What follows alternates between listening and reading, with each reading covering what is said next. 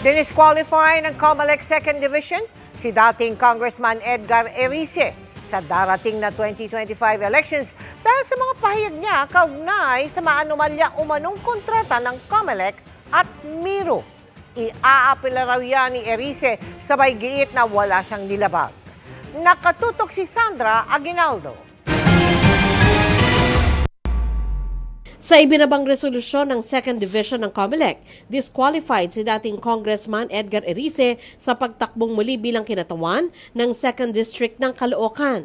Desisyon ito ng COMELEC 2nd Division sa isinampang disqualification case ng isang nagngangalang Raymond Salipot dahil sa paglabag sa Article 22, Section 261 ng Omnibus Election Code na nagbabawal sa panggugulo sa proseso ng eleksyon o pagdudulot ng kalituhan sa mga botante sa pamamagitan ng pagpapakalat ng mali at nakakaalarmang impormasyon. Kaugnay ito ng mga pahayag kamakailan ni Erice sa media. Kabilang na ang pagsabing maanumalya umano ang kontrata ng COMELEC at Miro para sa 2025 automated elections. Nito lang Abril ay naghain si Erice ng petisyon sa Korte Suprema na humihiling na ipawalang bisa ang COMELEC-Miro deal. Naghain din siya ng corruption complaint sa Ombudsman laban kay COMELEC Chairman George Erwin Garcia kaugnay nito. Sabi ng COMELEC 2nd Division, wala umanong inilabas na ebidensya si Erice sa kanyang mga sinabi. Si Erice, iaapila raw ang desisyon. Wala raw siyang nilalabag na probisyon ng Omnibus Election Code.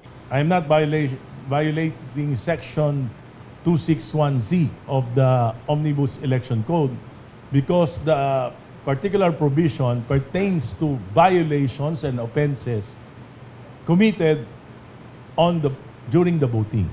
Galit lang po sa akin yung mga commissioners dahil naiirita sila.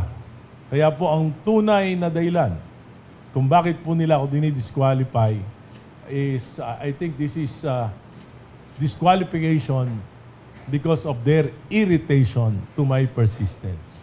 Sabi ni Erice, hindi niya kilala ang nag-file sa kanya ng kaso pero binanggit niya ang umunoy pagiging malapit ni Chairman Garcia sa makakalaban niya sa eleksyon sa Caloocan. Di niya tinukoy kung sino pero nag-post siya ng litrato ni Garcia kasama si incumbent Congresswoman Mitch Cahayon Uy ng 2nd District ng Caloocan. Ninang siya ni Chairman Garcia sa kasal.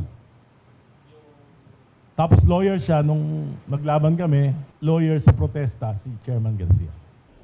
Paliwanag ni Uy, wala siyang kinalaman sa disqualification case ni Erice. During the time na election lawyer siya, Attorney George used to be my election lawyer. So yung protesta ko rin noon sa kay Erice ay siya yung naging lawyer ko. Nagkataon na nagkatuwang kami sa isang kasal, pero it got nothing to do with his case right now with COMELEC. Si Garcia naman, sinabi ring wala siyang kaugnayan sa desisyon ng COMELEC 2nd Division. Nag-file na rin siya ng inhibition na nangangahulugang hindi siya makikialam sa lahat ng kaso kaugnay kay Erice. Kinokonek sa akin, ano naman pong pakialam ko naman sa division? Para sa GMA Integrated News, Sandra Aguinaldo, Nakatutok, 24 Oras.